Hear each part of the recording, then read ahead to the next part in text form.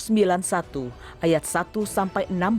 Dalam lindungan Allah, orang yang duduk dalam lindungan yang maha tinggi dan bermalam dalam naungan yang maha kuasa akan berkata kepada Tuhan, tempat perlindunganku dan kubu pertahananku, Allahku yang kupercayai. Sungguh, dialah yang akan melepaskan engkau dari jerat penangkap burung, dari penyakit sampar yang busuk. Dengan kepaknya, ia akan menudungi engkau. Di bawah sayapnya, engkau akan berlindung. Kesetiaannya ialah perisai dan pagar tembok. Engkau tak usah takut terhadap kedahsyatan malam, terhadap panah yang terbang di waktu siang, terhadap penyakit sampar yang berjalan di dalam gelap, terhadap penyakit menular yang mengamuk di waktu petang. Walau 1.000 orang rebah di sisimu dan 10.000 di sebelah kananmu, tetapi itu tidak akan menimpamu. Engkau hanya menontonnya dengan matamu sendiri dan melihat pembalasan terhadap orang-orang fasik. Sebab Tuhan ialah tempat perlindunganmu, yang maha tinggi telah kau buat tempat perteduhanmu. Malapetaka tidak akan menimpa kamu, dan tulah tidak akan mendekat kepada kemahmu. Sebab malaikat-malaikatnya akan diperintahkannya kepadamu untuk menjaga engkau di segala jalanmu. Mereka akan menantang engkau di atas tangannya, supaya kakimu jangan terantuk kepada batu. Singa dan ular tedung akan kau langkahi. Engkau akan menginjak anak singa dan ular naga. Sungguh hatinya melekat kepadaku, maka aku akan meluputkannya. Aku akan membentenginya, sebab ia mengenal namaku. Bila ia berseru kepadaku, aku akan menjawab. Aku akan menyertai dia dalam kesesakan. Aku akan meluputkannya dan memuliakannya. Dengan panjang umur akan kukenyangkan dia, dan akan kuperlihatkan kepadanya keselamatan daripadaku. Pentakosta ketiga adalah pencurahan Roh Kudus yang dahsyat di zaman ini, melebihi yang terjadi di Azusa Street. Pentakosta ketiga akan mengakibatkan penuaian jiwa yang terbesar dan yang terakhir sebelum Tuhan Yesus datang kembali. Pentakosta ketiga akan membangkitkan generasi Yeremia, yaitu anak-anak muda yang dipenuhi Roh Kudus, cinta mati-matian kepada Tuhan Yesus, tidak kompromi terhadap dosa, dan akan bergerak untuk memenangkan jiwa. Pentakosta ketiga lahir di Indonesia yang bergerak ke bangsa-bangsa. Gerakan ini dari timur ke barat dan akan kembali ke Yerusalem. Pentakosta ketiga akan memberikan kuasa untuk menyelesaikan amanat agung Tuhan Yesus, dan setelah itu Tuhan Yesus datang kembali. Shalom Bapak Ibu Saudara, selamat hari Minggu. Hari ini kita akan membahas mengenai keselamatan yang merupakan studi dari kitab Ibrani tentang justification, sanctification, dan glorification, atau pembenaran, pengudusan, dan pemuliaan. Sebagai orang percaya, kita bersyukur karena Tuhan telah menyediakan keselamatan dengan sempurna. Kata menyelamatkan dengan sempurna dalam Ibrani 7 ayat 25 berasal dari kata panteles, yang mengandung unsur kesempurnaan, keutuhan, dan finalitas. Hal ini menunjukkan adanya tahapan yang harus kita lalui sehingga mendapatkan kesempurnaan keselamatan. Berikut 3 tahap yang harus dilalui untuk mendapatkan keselamatan yang sempurna. Tahap pertama, justification atau pembenaran. Ini merupakan tindakan yudisial Tuhan, di mana Dia beranugerah dan menyatakan bahwa semua tuntutan hukum yang berkaitan dengan orang berdosa telah Ia penuhi. Pada tahap ini, kita telah diselamatkan dari hukuman dan kutuk dosa. Efesus 2 ayat 8 menunjukkan bahwa pembenaran yang kita terima semata-mata karena kasih karunia Allah dan diterima melalui iman kita. Dalam tahap pembenaran ini, Tuhan Yesus hadir sebagai anak manusia yang tidak berdosa dan hidup benar di hadapan Allah dan manusia. Yesus mati di atas kayu salib, menanggung dosa umat manusia, dan Allah menerima korban itu. Sehingga berdasarkan karya Yesus di kayu salib inilah setiap manusia yang percaya dibenarkan oleh Allah. Jadi, apa yang kita butuhkan pada tahap ini? Iman sebagai respon untuk percaya. Disinilah kelahiran baru muncul sebagai awal kehidupan rohani kita di dalam Kristus. Lalu, apakah dengan kita sudah diampuni dan dibenarkan, kita bisa berbuat sesuka hati kita? Tentu saja tidak. ada perbedaan antara menerima keselamatan dengan hidup dalam keselamatan. Pada tahap pembenaran, kita menerima keselamatan karena kasih karunia Tuhan, bukan karena usaha atau karya manusia. Namun, setelah kita menerima keselamatan tersebut, kita harus hidup dalam keselamatan. Orang-orang yang telah dibenarkan harus menghidupi kehidupan kudus dan berupaya untuk menang atas kuasa dosa. Kita harus dikuasai dan dipenuhi dengan Roh untuk dapat menolak segala kejahatan, nafsu, dan godaan selama hidup di dunia ini. Tahapan kedua setelah pembenaran disebut dengan sanctification atau pengudusan. Pada tahap sanctification, kita masuk dalam proses pengudusan dan pendewasaan yang berkelanjutan oleh Roh Kudus dan firman-Nya. Proses ini harus diupayakan terus-menerus sampai menjadi serupa dengan Kristus. Meskipun demikian, upaya ini bukan dilakukan dengan kekuatan kita sendiri, melainkan dengan pertolongan Roh Kudus. Roh Kuduslah yang memampukan, memperlengkapi, dan membawa kita sampai menjadi serupa dengannya. Ibrani 9 ayat 14 menunjukkan, ada tujuan yang Allah siapkan bagi manusia setelah Yesus mencurahkan darahnya untuk menyucikan hati kita dari perbuatan yang sia-sia, yaitu beribadah kepada Allah yang hidup. Di dalam beribadah kepada Allah yang hidup inilah terdapat pendewasaan rohani dan penyucian diri dari segala dosa, serta proses menang atas cobaan dan godaan iblis setiap harinya. Secara praktis, apa yang dapat kita lakukan di tahap ini?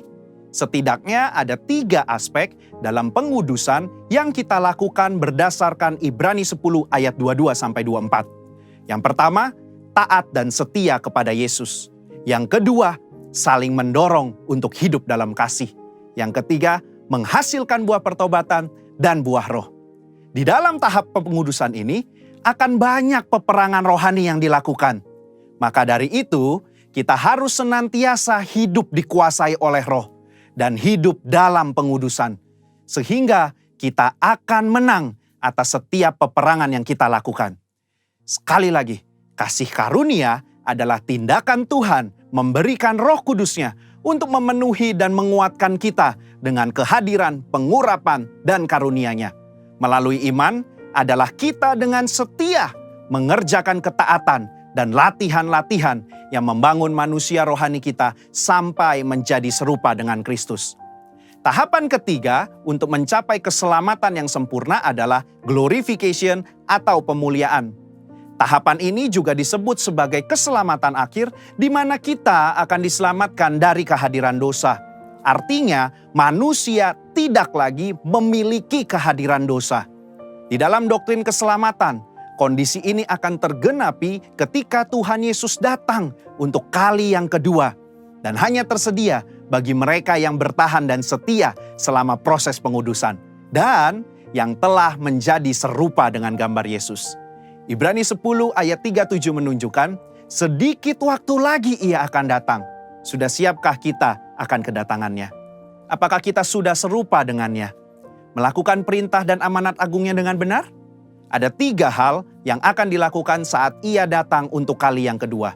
Pertama, Ia datang untuk menyempurnakan keselamatan kita dengan cara memberikan kepada kita tubuh kemuliaan.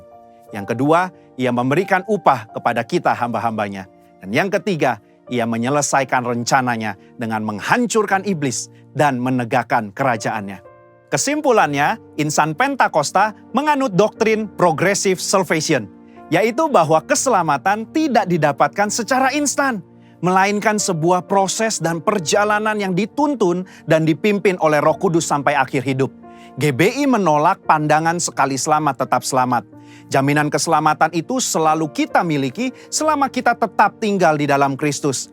Hal ini bukan hanya karena itu adalah tradisi yang diwariskan oleh para pendahulu kita, tetapi berdasarkan studi yang jujur dan komprehensif dari surat-surat Paulus, surat-surat umum, bahkan ketika melihat perjanjian lama, inilah Injil yang seutuhnya. Juru selamat kita yang mati dan mencurahkan darahnya untuk mengampuni kita dari dosa dan membenarkan kita di hadapan Allah adalah juru selamat yang sama yang bangkit dan naik ke sorga, mengutus Roh Kudusnya untuk menyucikan dan memberdayakan kita menjadi alat di tangannya, yang juga adalah juru selamat yang sama yang berjanji untuk datang menjemput kita di dalam kemuliaan kekal bersamanya. Saudara, untuk penjelasan lebih lengkapnya dari tim teologi kami, jangan lupa buka link yang ada di atas atau scan barcode yang tersedia. Selamat hari Minggu, Tuhan Yesus memberkati.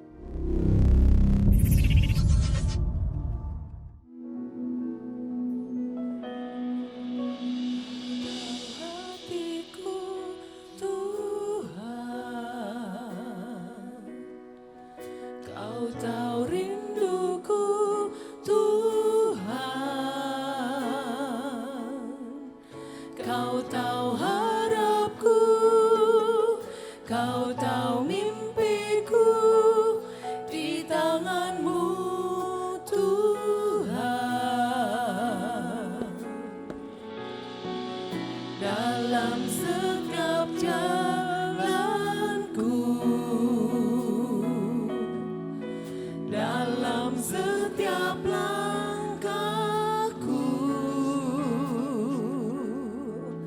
hanya Kau Tuhan yang ku andalkan menghadapi semua.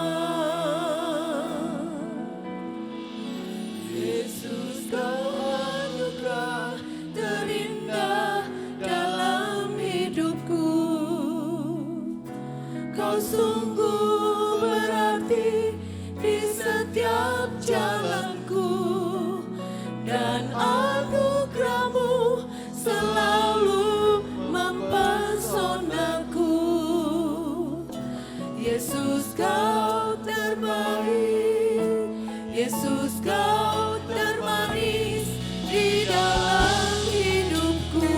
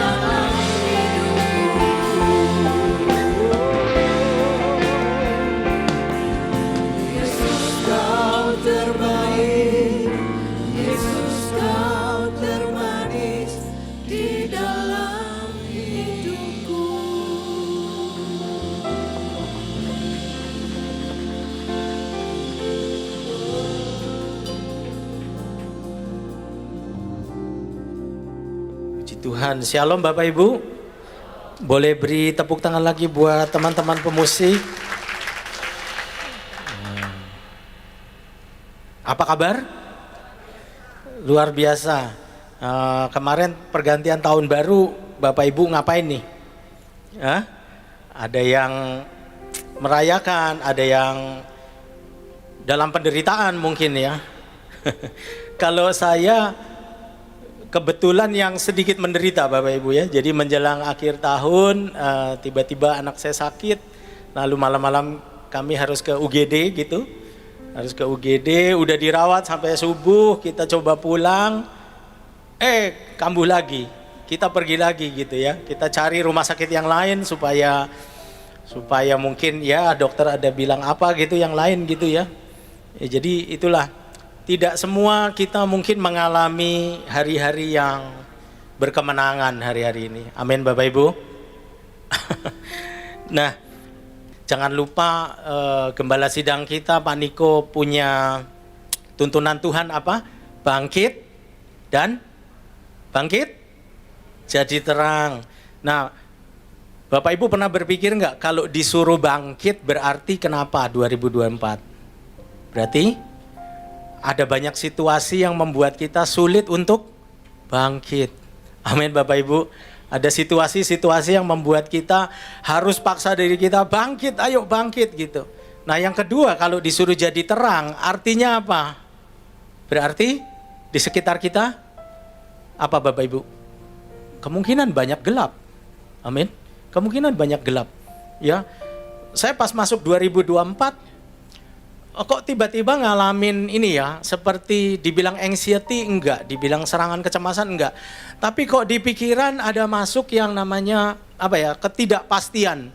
Ya tiba-tiba kok gamang gitu ya, ada perasaan-perasaan tipis yang ini nanti 2024 gimana, sekolah anak-anak gimana, hidup gimana, segala macam gitu. Ya, jadi saya mau gimana ini, nggak bisa hilang gitu ya. Kadang-kadang muncul gitu ya. Sampai saya harus ganti wallpaper di komputer saya tuh dengan ayat-ayat firman tentang kekhawatiran ya. Dicari semua terus ditulis semua di komputer terus dimunculin gitu ya. Nah cuma yang membuat saya kaget adalah ternyata bukan saya sendiri gitu ya. Jadi masuk tahun yang baru ada beberapa teman-teman juga di sini yang menuliskan status yang sama gitu. Jadi saya bingung, wah ini kok sama percis ya, ini kok sama percis. Dan bahkan ada satu teman saya yang dia punya kelainan detak jantung ya Bapak Ibu. Kalau detak jantung orang normal sekian, dia tuh bisa 2 kali 3 kali lipat. Ya jadi kenceng sekali sampai harus ditembak obat, harus disuntik supaya langsung direct ke jantung itu bisa turun gitu. Nah dia juga suka pasang status. Nah, cuma saya udah lihat dia udah cukup lama nggak pasang status gitu. Tapi awal tahun ternyata dia pasang status lagi ya. Intinya dia punya jantung kembali detaknya kembali tinggi lagi gitu. Wah, segala kecemasan datang gitu ya. Nah, saya nggak tahu bagaimana dengan Bapak Ibu di tempat ini. Apakah mengalami satu kekhawatiran atau satu ketakutan masuk 2024? Ada Bapak Ibu? Mungkin GERD-nya naik, ada? Ada Bapak Ibu? Ada cuma mungkin nggak ngaku ya. Nah Bapak Ibu, saya mau bilang begini, tahun 2024, apapun yang terjadi, kalau kita ada di dalam kerajaan yang tidak tergoncangkan, maka kita akan aman, katakan amin. Amin Bapak Ibu. Ya jadi tetap pegang Tuhan, tetap bersandar berharap sama Tuhan. Nah, saya waktu di UGD itu nggak enak ya Bapak Ibu ya. Kita nungguin orang sakit tuh nggak enak. Bapak Ibu mungkin ada yang pernah dirawat, ada yang atau mungkin kerabatnya yang dirawat dan Bapak Ibu harus nunggu. Itu sama sekali kondisi yang nggak enak. Bener ya? Ada yang pernah ngalamin nggak berurusan dengan rumah sakit? Itu melelahkan sekali. Kita pekerjaan kita berantakan, terus kita harus jaga malam dan sebagainya. Dan itu membuat dunia kita terbalik-balik. Dan yang paling nggak enak itu nggak tahu kapan selesainya. Bener ya? Nggak tahu kapan selesainya. Ya kali kalau pakai BPJS gampang, disuruh selesai buruan gitu kan. Ibu ada yang pengalaman nggak? Kalau pakai BPJS udah Pak, udah sembuh pulang aja. Biar kalau kita masih mau di situ, enggak Pak, udah sembuh pulang aja gitu ya. Nah, hari ini saya mau ceritakan beberapa teman-teman saya yang mereka tuh ngalamin hal ini sampai bertahun-tahun, tidak pernah selesai. Sepertinya tidak ada titik terang. Nah mungkin Bapak Ibu kalau duduk di tempat ini Bapak Ibu ngalamin hal yang sama. Mungkin hari ini buat Bapak Ibu gitu ya. Jadi orang yang pertama yang saya mau ceritakan ini orang yang cukup subur gitu ya, perawakannya dia gemoy ya. Kalau sekarang ngomongnya gemoy. Dia gemoy, rambutnya gondrong dan ini anak lucu banget. Lucu banget gitu. Dia lebih tua dari saya. Nah, kalau di kampus orang-orang akan menemukan dia itu dikelilingi sama orang-orang, lalu orang-orang yang mengelilingi dia itu tertawa. Kenapa? Karena dia suka ngelucu. Ya, punya teman kayak gitu ya. Jadi sering banget ntar dia di sana, pokoknya ada orang-orang yang kelilingi dia dan dia ngelucu, orang-orang tertawa gitu. Nah, sampai satu ketika Bapak Ibu, orang yang lucu ini tiba-tiba dia entah salah obat mata atau apa, dia teteskan sesuatu ke matanya, lalu perlahan-lahan matanya mulai terbakar, lalu perlahan-lahan penglihatannya mulai hilang. Ya, saya tahu di dalam pekerjaan dia matanya itu nomor 1, dia harus di depan komputer all the time, gitu ya, entah gambar, entah apa. Nah, jadi saya mulai berpikir, wow, betapa sulitnya dengan kondisi mata yang semakin lama semakin menurun gitu. Nah, tapi yang mengherankan adalah teman saya ini tidak pernah mengeluh, menyalahkan Tuhan atau apapun ya. Bahkan itu titik awal di mana kesehatan dia mulai memburuk. Sampai kapan? Sampai hari ini. Sampai saya berdiri di sini, dia tidak lepas dari itu semua Bapak Ibu. Ya. Dia tidak, yang hebatnya dia tidak pernah menghujat Tuhan. Bahkan orang-orang yang jenguk dia di rumah sakit masih bisa tertawa dengerin dia jokes. Ya. Nah, lalu orang ini mulai, ya semuanya mulai terganggu. Tapi dia suka status gitu ya, suka pasang status. Nah saya ambil beberapa status dia gitu ya. Untuk saya bagikan buat Bapak Ibu. Modelnya kayak gini orangnya. Ambruk, ginjal sakit, mata gelap, asam lambung naik, leher kecentit, kaki bengkak, Pak RT kena semprot. Bed rest dulu dah, dia bilang gitu. Bayangin sampai Pak RT dibawa-bawa. Orangnya memang lucu sekali. Nah, tapi semakin hari semakin menurun gitu ya. Dia punya kesehatan. Ginjalnya mulai kena. Slide berikutnya boleh? Dia bilang gini, ginjal gua sudah stadium 5. Bertahan aja supaya nggak cuci darah. Efeknya mata makin gelap dan gampang capek. Apa di situ dia bilang? Jalanin aja gitu. Jadi jalanin aja, mau diapain gitu. Minta mati enggak, tapi ya dia jalanin gitu ya. Sampai, dan dia statusnya seperti ini. Hampir setiap hari, karena dia orang yang suka nanti happy sebentar, ada kelihatan gitu. Tapi nanti pingsan lagi, masuk rumah sakit lagi, keluar lagi, pingsan lagi, masuk rumah sakit lagi. Dan itu terus jadi hari-hari buat dia. Sampai di rumah sakit itu suster-suster sudah hafal. Oh, Bapak ini masuk lagi. Dia sampai punya nama julukan, dia juga namain susternya satu-satu gitu ya. Jadi lucu sekali. Nah, bahkan puncaknya yang menurut saya itu cukup berat ya. Kakinya harus dipotong Bapak Ibu. Kakinya harus dipotong. Dan dia sampai masukkan itu ke media sosial. Dari kakinya belum dipotong, sebentar lagi gua dioperasi guys dan segala macam. Sampai kakinya dipotong. Sampai dia hari ini pakai tongkat. Jadi apa yang bisa sisa dari hidup dia gitu. Saya ngelihatnya kayak gitu Bapak Ibu. Dan ibaratnya kalau itu terjadi di kita rasanya kayak udah putus asa gitu ya Bapak Ibu. Mendingan gak usah hidup gitu kan. Tapi nyatanya ada orang seperti ini gitu. Lalu ada teman saya lagi yang kedua. Sepasang suami istri. Namanya Ivan dan Lisa. Bapak Ibu kalau rajin lihat podcast GMCC. Orang ini pernah masuk dalam podcast kita. Ya, Ivan dan Lisa namanya. Kehidupan mereka baik, keluarga yang baik, anak-anaknya baik-baik. Sampai satu ketika tiba-tiba istrinya, kok aku pendarahan ya? Pendarahannya itu udah seperti agar-agar dia bilang. Sudah nggak cair lagi, udah seperti puding dia bilang, udah seperti puding. Ya, dari sejak titik itu juga sampai hari ini mereka masih berjuang Bapak Ibu. Ya, keluar masuk rumah sakit. Lepas dari cancer yang satu masuk cancer yang lain. Ya. Jadi saya baru kenal dia mungkin 3 tahun belakangan ya. Tapi luar biasa sekali. Selalu dia itu menghibur orang lain malah gitu. menghibur orang lain. Terus dalam kondisi mereka yang seperti itu, mereka malah bisa menciptakan banyak lagu gitu. Mereka buat album tentang kehidupannya, mereka bersaksi kemana-mana, termasuk sampai nyasar di podcast kita Bapak Ibu. Jadi hidup mereka kesaksian, sampai hari ini baru-baru terakhir mereka juga bersaksi di channel yang lain yang cukup besar gitu ya. Bahkan Tuhan kasih kado, hadiah, salah satu lagu dia itu dapat Emmy Award ya, Emmy Award yang baru lewat, itu kan bergengsi banget ya. Secara musik Indonesia itu bergengsi gitu ya.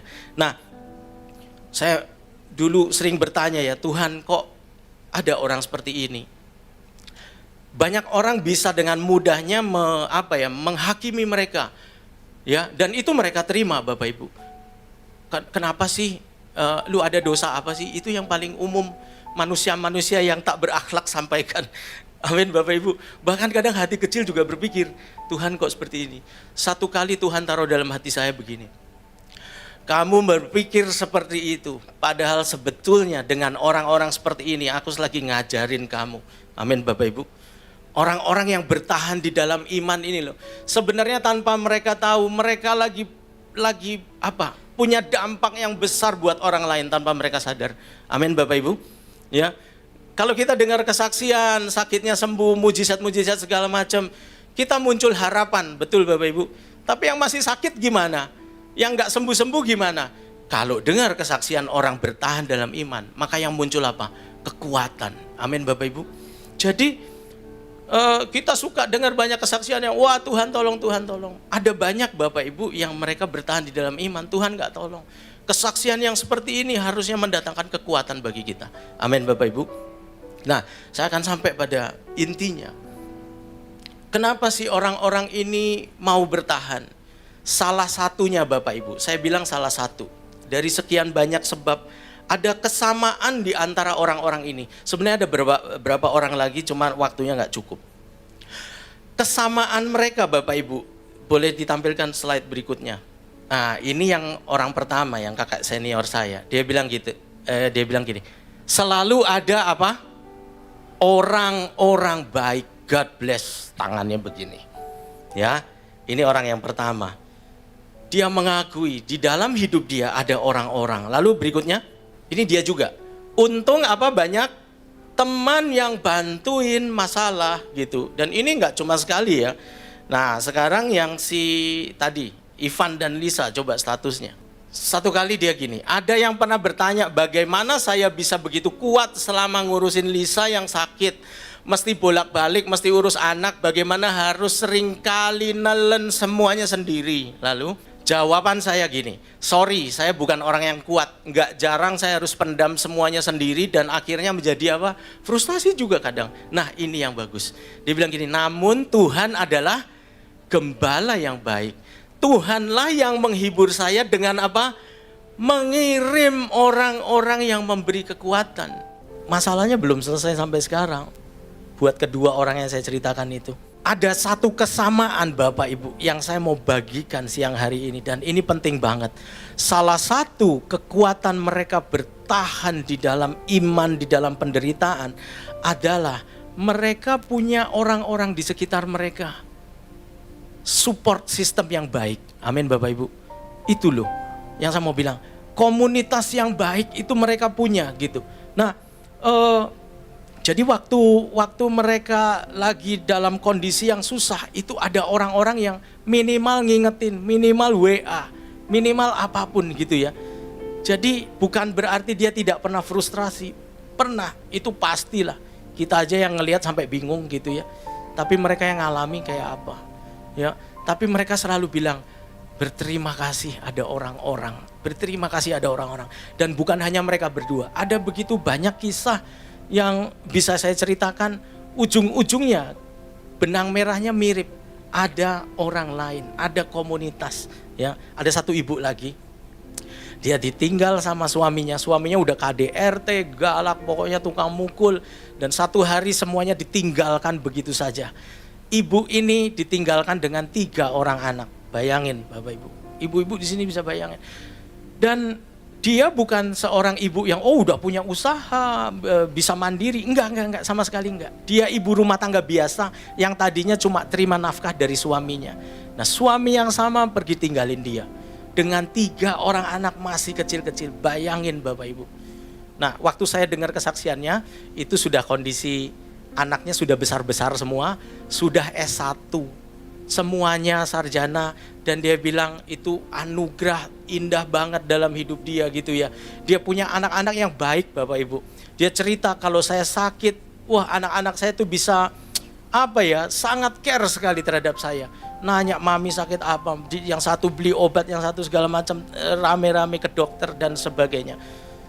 Ya saya jadi bertanya-tanya dong, apa yang terjadi yang lalu? Saya kalau dengar orang kesaksian, saya nggak gampang-gampang bilang, ya pokoknya saya luar biasa ditolong Tuhan selesai. Ya nggak bisa, uang kan nggak datang dari langit ya Bapak Ibu. Uang tuh kan nggak jatuh kayak gitu, pasti ada prosesnya.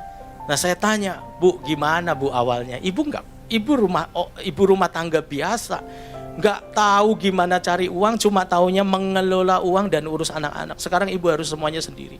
Tahu Bapak Ibu dia jawab apa? Oh iya Pak, dia bilang, untungnya Pak, hari itu saya terlibat di komunitas kaum ibu di gereja saya. Dia ngomong kayak gitu Bapak Ibu. Oke, jadi gimana? Ya Pak, ibu-ibu itu gantian nolongin saya Pak. Ada yang ngajarin masak, ada yang ngasih peralatan, ada yang pokoknya macam-macam. Saya diajarin macam-macam. Dibantuin jualan Pak. Dibantuin jualan makanan segala macam. Oh, jadi dari situ Pak saya baru belajar. Saya belajar untuk mandiri. Ya sama mereka-mereka itu gitu. Oh, saya tahu di situ. Jadi jangan anggap remeh sebuah komunitas Bapak Ibu. Amin. Amin. Nah, di Gajah Mada ini kita termasuk gereja yang memiliki komunitas yang cukup baik menurut saya ya, cukup baik. Waktu zaman Covid itu benar-benar teruji gitu ya. Benar-benar teruji. Waktu orang nggak bisa jenguk, tapi ketua kulnya sakit, anak-anaknya jenguk gitu ya, rame-rame dari bawah gitu. Kalau nggak salah Pak Har waktu itu ya, Pak Har tangannya keluar dari Wisma Atlet, tangannya melambai, ya. Artinya gini, walaupun dia nggak tahu, walaupun nggak boleh ada orang di ruangannya, tapi dia tahu ada saudara seiman nun jauh di bawah sana yang lagi care sama dia. Amin Bapak Ibu. Ya, dan itu sesuatu banget gitu ya. Jadi komunitas itu sangat penting sekali dalam hidup kita. Nah, saya mau tunjukkan satu slide berikutnya. Ini ada survei tahun 2023 baru lewat Desember ya. Bilang gini, ternyata 44% warga Jabodetabek alami apa Bapak Ibu?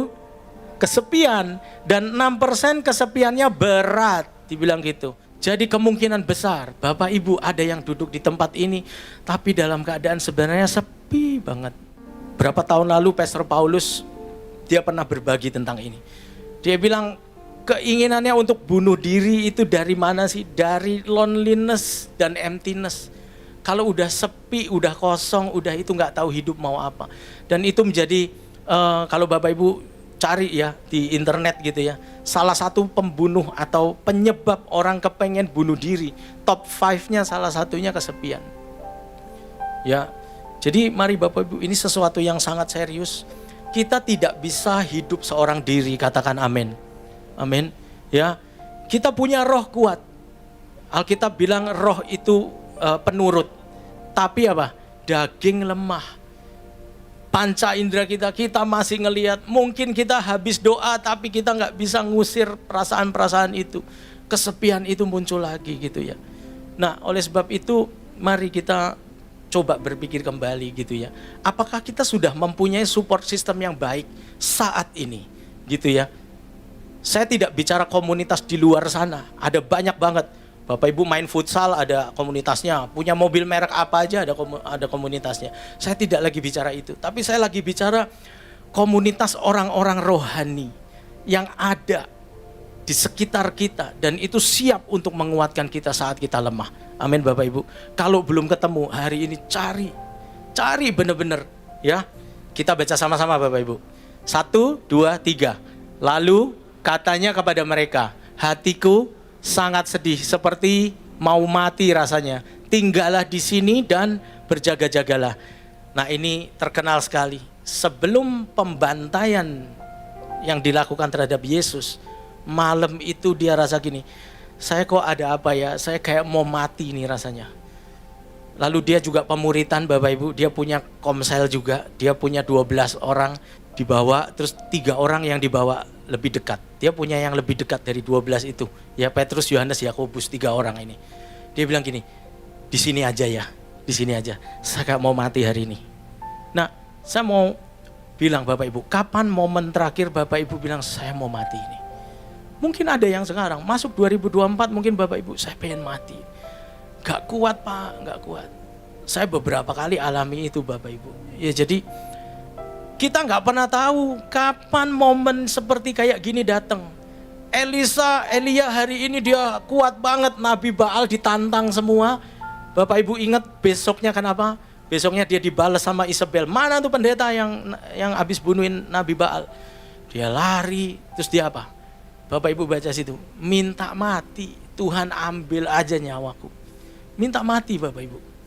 Jadi kita pasti ngalamin ya Bapak Ibu, satu momen dalam hidup kita, aduh ya bangun pagi, aduh hutang begitu banyak, aduh gimana.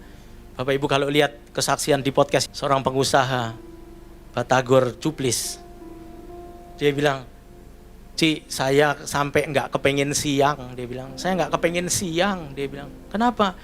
Ya siang itu datang semua, penagih datang semua. Dia cerita, dulu pernah malam Imlek itu nggak mau pulang debt collector. Jadi seperti begitu takutnya, ya. Jadi banyak hidup kita, saudara dan saya, kita ngalamin kayak gini pasti, ya. Nah Yesus pun akhirnya ngalamin loh, saya seperti mau mati. Bayangkan Bapak Ibu, dia sampai harus bawa orang-orang terdekatnya. Bayangkan kalau kita tidak punya support system yang baik, kita mau siapa gitu. Saya pernah dalam kondisi seperti ini, saya telepon Pastor Paulus. Dia kaget. Doain saya bilang. Doain saya. Oh, masih kurang saya cari Pastor Joseph Kelly. Pak, doain saya. Mereka doain saya, tahu Bapak Ibu, di saat yang bersamaan doa itu saya terima dan saya muncul kekuatan yang baru loh Bapak Ibu. Padahal udah butek abis sebelumnya, ya. Bapak Ibu kalau tidak punya support system seperti ini, mari cari support system seperti ini. Amin Bapak Ibu. Di gereja ini menyediakan. Jangan Bapak Ibu bilang, ah Pak saya udah pernah Pak cool di gereja ini. Buset Pak gitu, bosen banget gitu, ngantuk gitu. Mana lagi saya masuk saya dipinjemin duit sama anggota cool yang lain. Ya Bapak Ibu, untuk segala sesuatu kita dapat menemukan sisi kekurangannya. Sudah pasti, apapun, carilah di dunia ini, semua apapun, mau motivasi, mau apa. Contoh misalnya dokter, wah kita agung-agungan, wah dokter ini bagus ya gini-gini, lu ke dia gini. And then orang lain datang apa? Ih lu nggak tahu dokter itu pencabut nyawa. ada cerita ya ternyata. Oh iya, dulu begini, dulu om gua gini sama dia. Kita pikir, wah ini udah paling hebat gitu. Jadi untuk segala sesuatu ada sisi kekurangannya sudah pasti. Sama dengan komunitas, itu terserah Bapak Ibu mau menganggap ini sesuatu yang atau wah saya udah trauma Pak gini. Ya, terserah, tapi saya bilang ini sesuatu yang penting. Sama kayak kita makan. Hari ini saya makan lalu keracunan, apa besok saya ngomong saya nggak mau makan lagi. Bener Bapak Ibu? Saya haus, saya minum lalu keracunan air. Besok saya bilang saya nggak mau minum lagi. Takut kemarin keracunan. Ya siapa yang rugi kalau kita nggak makan lagi, nggak minum lagi? Amin Bapak Ibu. Bapak Ibu bisa paham dengan pengertian ini. Sama dengan komunitas. Ada begitu banyak orang sudah kecewa gitu ya. Nah yang kedua hal yang penting dari komunitas, coba dibuka. Kita baca sama-sama. 1, 2, 3. Re-parenting. Nah ini penting banget Bapak Ibu ternyata. Kenapa? Karena tidak semua keluarga kita itu ideal. Ya. Papa mama lengkap, harmonis, semua mengasihi. Pokoknya ada yang di situ kayak di sini keluarganya sangat ideal Bapak Ibu.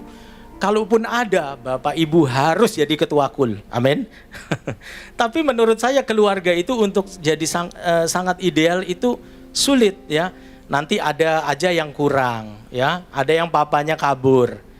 Ada yang mamanya kabur, ada yang dua-duanya kabur gitu ya. Ada yang anak tunggal, nggak pernah merasa gimana ya punya saudara yang bisa ingetin saya, gimana ya punya saudara yang bisa tolong, bisa bantu saya, karena saya anak tunggal gitu. Ada yang begitu.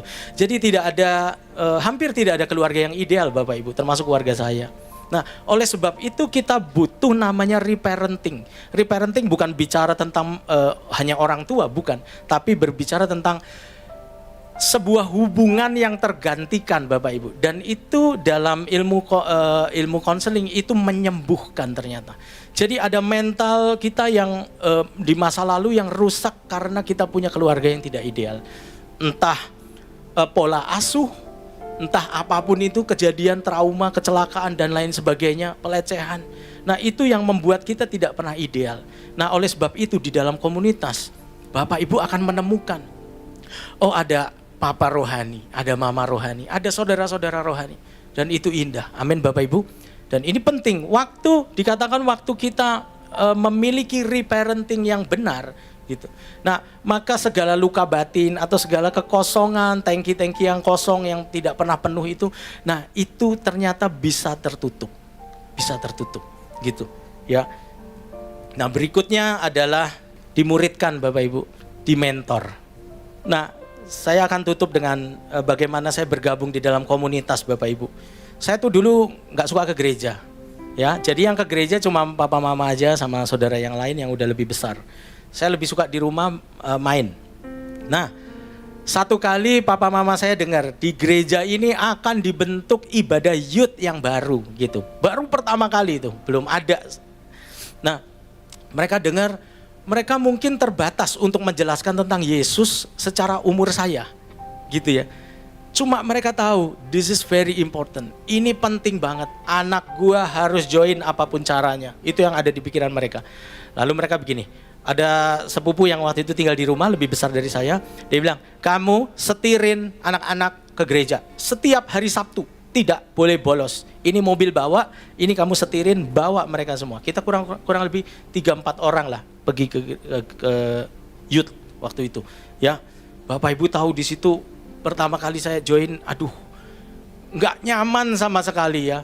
Orang udah cekakak sekikik sendiri, udah melayani Tuhan sendiri gitu. Ini mau ngapain gitu? Saya ya kayak gini minggu aja gitu, sama aja gitu ya. Nah, begitu terus, tapi karena dipaksa Bapak Ibu, karena dipaksa mau nggak mau datang. Nah, sampai satu kali diumumkan mau field trip ke Bali, ya anak youth mau field trip ke Bali. Nah, kalau ke Bali itu separuh ditanggung gereja, separuh tanggung sendiri, terus naik bus, jadi biayanya sangat murah. Nah, waktu itu saya nggak pernah ke Bali nih. Saya bela-belain, saya pengen banget ke Bali tapi nggak pernah sama sekali ke Bali. Jadi itu kali pertama saya ke Bali, jadi saya daftar gitu ya. Nah, tahu Bapak Ibu apa yang terjadi? Sepanjang perjalanan itu adalah siksaan yang berat buat saya di dalam komunitas ya. Di bus semua orang bercanda, semua orang ketawa, saya cuma diem aja. Ya bayangin zaman dulu nggak ada tol, sampai Surabaya aja udah 14-17 jam, mau lanjut lagi berapa jam lagi sampai Bali. Dan itu penyiksaan betul-betul Bapak Ibu. Ya, saya tumbuh dari latar belakang yang saya ini pendiam Bapak Ibu, nggak bisa kayak gini. Jadi kalau Bapak Ibu bisa dengar saya ngomong kayak gini, itu udah mujizat terbesar ya. Mujizat terbesar banget, serius. Saya di sekolah tuh nggak bisa ngomong gitu. Nah, waktu di Bali itu saya ingat, rupanya ada satu anak yang perhatiin saya. Ini kok diem aja gitu. Lalu dia ngomong gini, lu nggak punya apa gitu di otak buat dikeluarin di mulut? Kurang ajar banget ya. Saya masih ingat orangnya. Aduh, itu kasar gitu ya. Tapi dia kepingin saya enjoy juga gitu. Ya, saya makin diem gitu ya. Sama dia ituin lagi, lu ketawa doang, senyum-senyum doang, digituin terus sepanjang di sana. Sampai 1 minggu pulang lagi ke Jakarta, bayangin Bapak Ibu, siksaan itu berlanjut. Jadi saya gak pernah ngomong di situ ya. Ya itu suka duka ya. Kalau saya trauma sama komunitas, saya udah gak usah gini-ginian ngapain. Tapi saya terlibat sampai akhirnya ketemu yang cocok segala macam. Nah, saya mau bilang buat Bapak Ibu ya, dalam banyak momen dalam hidup saya ya, entah pekerjaan, entah pergumulan, saya kadang-kadang stop. Saya bilang gini, aduh papa mama terima kasih. Terima kasih dulu paksa saya kayak gini. Sekarang saya jadi punya teman-teman support system yang bagus. Amin Bapak Ibu. Nanti jalan lagi, kena problem lagi. Terus ditolong Tuhan, saya bersyukur lagi. Terima kasih papa mama, dulu kok maksa saya kayak gini. Sampai saya bisa seperti sekarang. Jadi Bapak Ibu kalau di sini sekarang punya anak, kita nggak tahu bagaimana komunikasi sama dia. Biar dia kumpul sama teman-temannya di atas di TAC. Amin Bapak Ibu. Ya, saya juga dulu kayak gitu di tempat youth. Ya, sampai hari ini kita punya persaudaraan di dalam Kristus itu begitu kuat Bapak Ibu. Ya memang ramai, ada ribuan ya, ada ribuan alumninya, tapi ada 4 atau 5 pasang termasuk yang di musik nih. Ya, sampai hari ini dari cuman temenan terus saling pacar-pacaran gitu ya. Ya, itu udah berteman ya. Terus akhirnya meritnya sampai kita beda seminggu ada. Ya, sampai akhirnya sekarang punya anak ya. Sampai akhirnya anak-anak kita berteman ya. Yang main drum ini kan anaknya Pastor Yakob ya. Ya, dari dia wah, udah dari masih jadi angin. Ya, kita udah berteman sama papa mamanya ya. Ya, jadi banyak sekali manfaat dan saya lihat yang banyak tolong hidup saya itu komunitas rohani. Amin Bapak Ibu. Dalam pekerjaan juga gitu. Saya lihat-lihat kok nggak ada ya teman kuliah atau teman SMA yang join gitu. Nggak ada loh, dari ratusan ribuan di kontak di grup itu nggak ada gitu. Tapi kalau saya renung-renungkan, wih, kenapa Bapak Ibu? Mereka semua melanglang buana. Ada yang di bagian perbankan. Ya, saya dapat job dari mereka-mereka gitu ya. Ada yang jadi dokter. Wah, kalau jadi dokter enak Bapak Ibu, spesialis anak. Kita ke rumah sakit itu dibayar nggak mau dia. Lumayan kan, spesialis sekarang berapa? 750 sampai 1 juta. Nggak usah. Wah, kita cuma bayar obat gitu ya. Ada yang dokter kulit. Kadang-kadang ada kutil, kita foto doang. Kirim WA, kenapa nih gitu. Oh iya, coba kasih salep ini ABC gitu ya. Jadi banyak kali di dalam profesi, di dalam pekerjaan, dan terutama di dalam permasalahan Bapak Ibu ya. Mereka ini orang-orang yang ada gitu ya. Nah, waktu COVID itu saya ingat, COVID itu adik saya kena dan cukup parah. Dia bilang gini waktu sembuh, lu tahu nggak yang paling berbahaya dari COVID itu bukan virusnya, apa? Sepinya, dia bilang. Rasa sepinya itu yang paling bahaya. Orang tuh mati lu kena itu, dia bilang gitu. Ya, karena apa? Kita nggak tahu pagi, siang, sore semuanya ditutup. Ya ada kamar yang ada jendela, ada yang enggak. Kita ditutup begitu semua, dan yang paling parah apa? Nggak boleh ada satu orang pun yang masuk gitu. Itu kan bisa gila. Jadi sepinya itu. Nah makanya tadi saya bilang, wah Pak Har bisa minimal tahu. Oh iya ada teman-teman di bawah sana. Nah, satu kali subuh jam 3 pagi adik saya telepon. Dia bilang gini, kok gue udah gak kuat, titip anak gue ya. Oh, ini lagi COVID berat, titip istri gue ya. Wah lu gila, enggak lu urus sendiri, gue gak mau ngurus. Jam 3 pagi dia telepon kayak gitu. Gak kuat gitu loh menghadapi sendiri. Padahal dari hasil medis dia gak parah banget gitu. Dokternya bilang gak apa-apa Pak ini. Susternya juga bilang gak apa-apa Bu. Ini tuh gak apa-apa. Bapaknya harus semangat saja gitu. Tapi bayangin orang yang kesepian rasanya kayak gitu. Saya bilang sama istrinya gini, nanti sudah lewat dari sini, kamu cari komunitas rohani. Saya bilang gitu. Ini benar Bapak Ibu. Karena saya tahu, saya sudah mengalami, sudah merasakan waktu kita kita berdoa, Tuhan rasanya belum jawab dan lain sebagainya. Tuhan tuh bisa kirim jawaban melalui orang lain. Amin Bapak Ibu. Itulah malaikat-malaikat yang gak pakai sayap. Ya, mereka ada di sekitar kita. Tanya, kasih solusi, kasih jawaban, dan itu luar biasa. Nah itu yang saya mau bagi buat Bapak Ibu. Jadi hari ini kalau Bapak Ibu belum punya sebuah komunitas, ayo cari komunitas rohani yang sehat.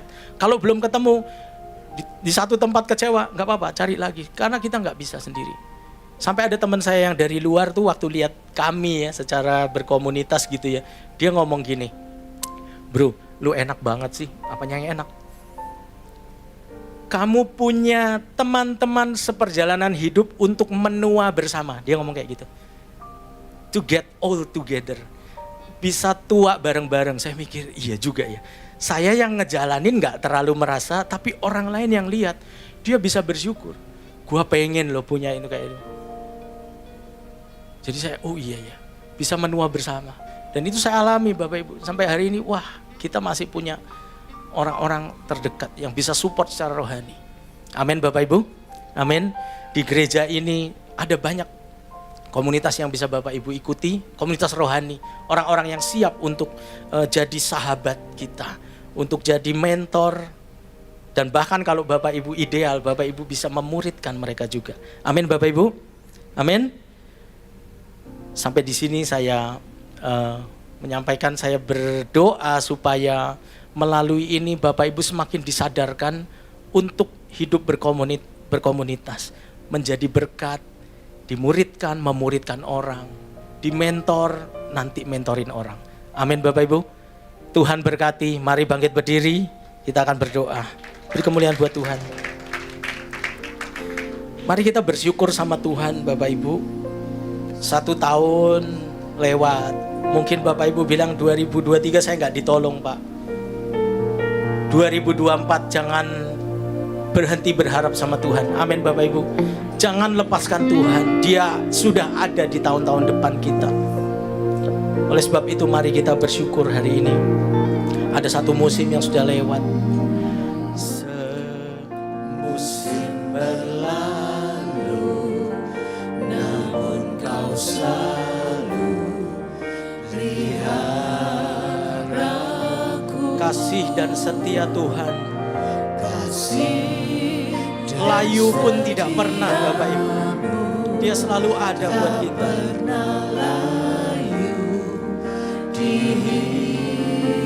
Mari sekali lagi katakan, semusim berlalu. Bersyukur. Walaupun belum ditolong, mari kita syukuri 1 musim yang sudah lewat.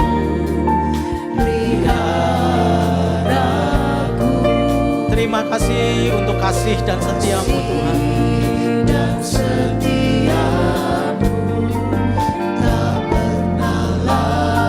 Ayo sekarang angkat 2 tanganmu. Bilang sampai akhir hidupku. Sampai akhir ku menutup mata. Ku tetap setia menanti janjimu.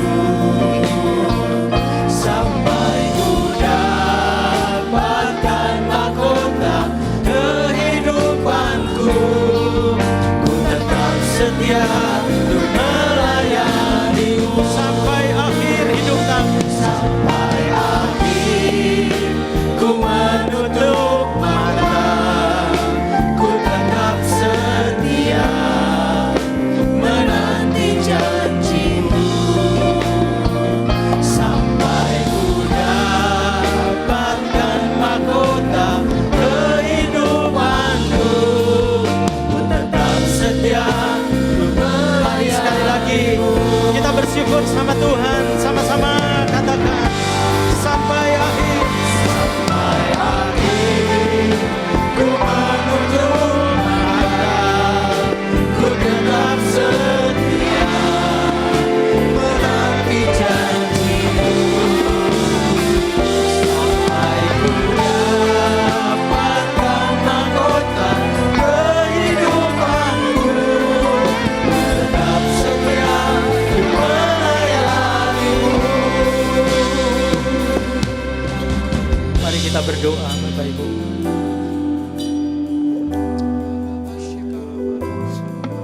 Ivan dan Lisa punya 1 quote favorit yang mereka selalu ulang-ulang. Mereka bilang gini, orang sakit belum tentu umur pendek, orang sehat belum tentu umur panjang, kira-kira begitu. Tapi yang penting bukan lamanya kita hidup, akan tetapi waktu kita hidup, seberapa kita ini berguna bagi orang lain. Amin Bapak Ibu. Oleh sebab itu mari jangan sendiri, ada Tuhan, ada saudara-saudara seiman. Mari temukan saudara-saudara di dalam Kristus. Dan bersama-sama kita akan jalani hidup ini dengan penuh pengharapan. Sebab Tuhan setia akan janjinya. Dia tidak pernah layu di dalam kasih dan setia. Terima kasih ya Tuhan, terima kasih. Aku serahkan seluruh umat-Mu di tempat ini. Apapun yang kami alami ya Tuhan, Tuhan ada dan setia, menolong kami, memberikan jalan keluar, dan memberikan kami kemenangan. Terima kasih Tuhan, terima kasih. Kami mau terus setia melayani Tuhan sampai mendapat mahkota. Terima kasih ya Tuhan, terima kasih. Dalam nama Yesus sampai akhir. Sampai akhir Ku menutup mata, ku tetap setia menanti janji-Mu sampai ku dapatkan mahkota kehidupanku. Ku tetap setia, ku melayani-Mu. Sekali lagi katakan, sampai akhir ku menutup mata, ku tetap setia menanti janji-Mu sampai ku dapatkan mahkota kehidupanku. Ku tetap setia, ku melayani-Mu. Ku tetap setia, ku tetap setia, ku melayani-Mu. Ku tetap setia, ku melayani-Mu.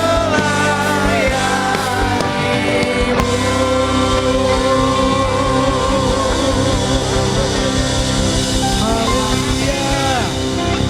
Terima kasih Tuhan. Tuhan adalah Bapa kami dalam surga. Bapa, kami mengucap syukur dan terima kasih. Kalau pada siang hari ini Tuhan kami boleh ada di dalam rumah-Mu. Kami boleh memuji, kami boleh menyembah Engkau. Kami boleh menaikkan syukur kami kepada Engkau buat pemeliharaan-Mu yang sempurna dalam hidup kami. Kami datang di tempat ini Tuhan bukan satu rutinitas.